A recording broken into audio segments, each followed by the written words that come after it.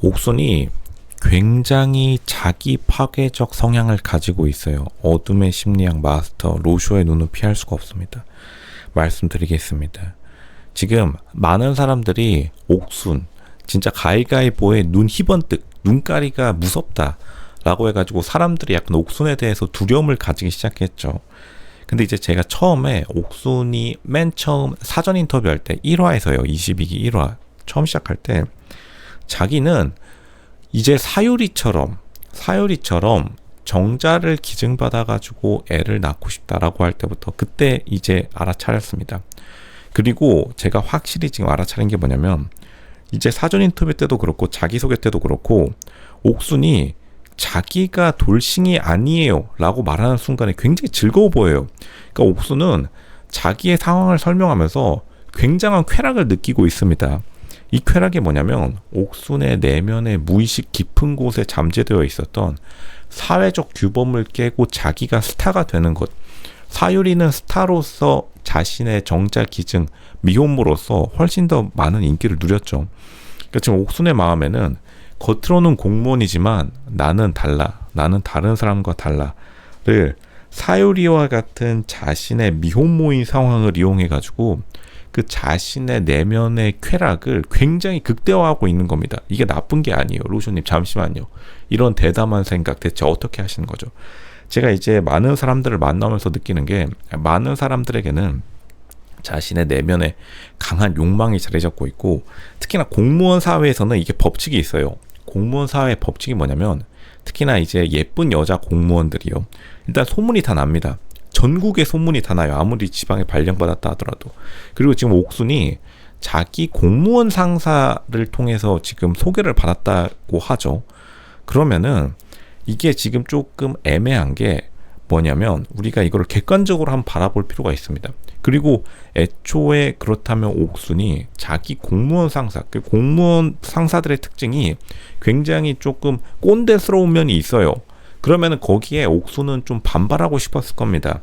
그리고 옥순이 지금 처한 사회적 위치나 지위가 높지는 않아요. 8급, 뭐 교육행정직이라고 하는데 뭐 솔직히 말하면 예전 같았으면 그냥 맥심 커피 타다가 하루 그냥 일과 보내고 시간 때우는 겁니다.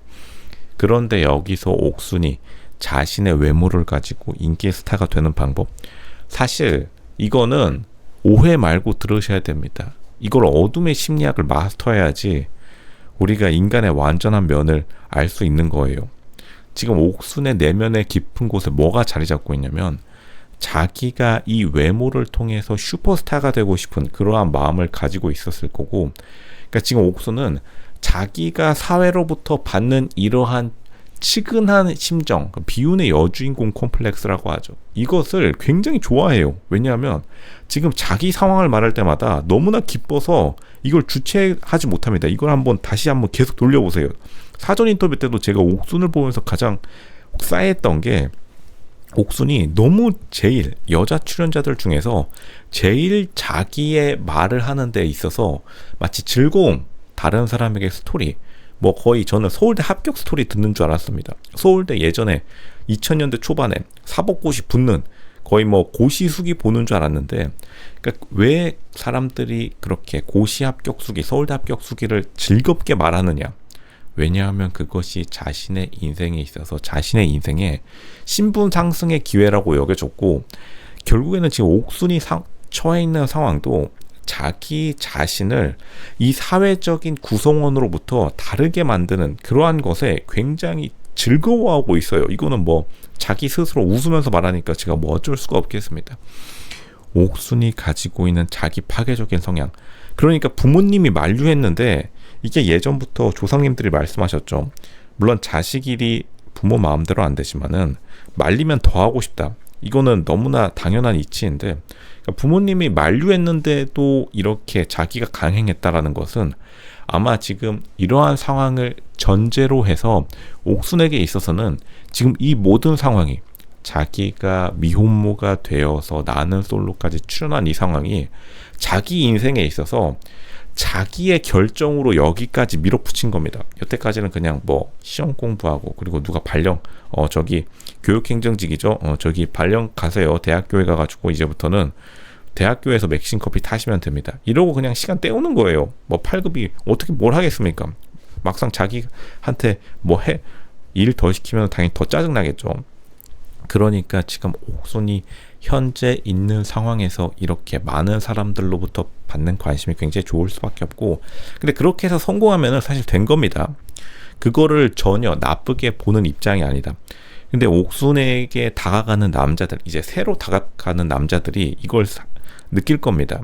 다시 말씀드리면 옥순에게 다가가는 남자들이 느낄 거예요. 왜냐하면 이제 남자들은 이런 걸 알아챌 수 있어요. 남자들은 저 여자가 진짜로 힘든 상황인지, 이게 아시겠지만 여자의 눈물이 가장 강력하다라는 유명한 말이 있는데, 그러니까 남자들은 저 여자가 진짜로 곤란한 상황에 처해 있는지를 직감적으로 파악합니다. 이게 유전자 보호 본능이 작동해가지고, 왜냐하면 선사시대 때부터 우리가 구석기, 뗀석기, 간석기, 반달, 칼날, 도끼 뭐 이런 거 가지고 지금 티라노사우루스, 사자, 코끼리, 저기 이글루 짓고 살았을 때부터 우리에게 있어서는 DNA 보존 본능이 아직까지 살아있기 때문에 지금 옥순이 진짜로 슬퍼서 이렇게 말이 나오는 건지, 아니면은 단지 옥순의 사회적 지위, 당연히 현대 사회에서 사유리와 같이 슈퍼스타가 돼서 계속해서 뉴스를 타는, 그러니까 사유리가 잠시 동안 잊혀졌다가 자기가 갑자기 방송에 나와서 새롭게 정자 기증을 받아서 자기가 미혼모라는 그 사실을 널리 알림으로써 다시 한번 매스컴의 슈퍼스타가 또 한 번 됐죠. 근데 그런 게 나쁜 게 아닌데, 그러니까 옥순도 자신의 신분 상승을 위해서 굉장히 이러한 사회적 기존의 사회적 규범과는 다른 자신의 좀 돌발된 행동, 이걸 반골기질이라고 하는데 그게 지금 발현되고 있는 거예요. 그러니까 옥순은 지금 사회적으로 억눌린, 그리고 교육 공무원, 굉장히 좀 보수적이고 진부한 그 현실에서 도피해서 자신만의 세상을 나아가고 있는 겁니다. 그 과정에서 사람들이 자신에게 주는 각종 연민과 비운의 여주인공이 된 것 같은 그러한 감정들이 너무 좋았기 때문에. 근데 그렇게 따지면은 모든 게 이해가 되는 게, 결국에는 그렇기 때문에 옥순이 정의에게 화를 낸 것이다. 왜냐하면 정의가 바로 옥순의 미래예요.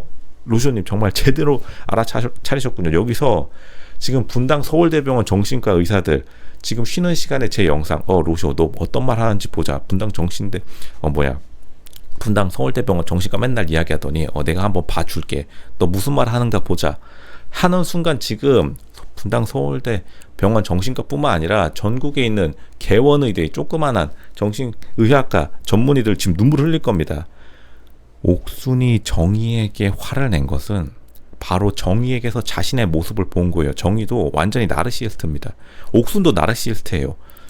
옥순이 정의에게서 자신의 미래를 본 순간, 그 순간 화가 난 거예요. 왜냐? 정의가 하는 행동들이 바로 자신의 행동을 보여주고 있는, 거울 치료라고 하죠. 저거 난데.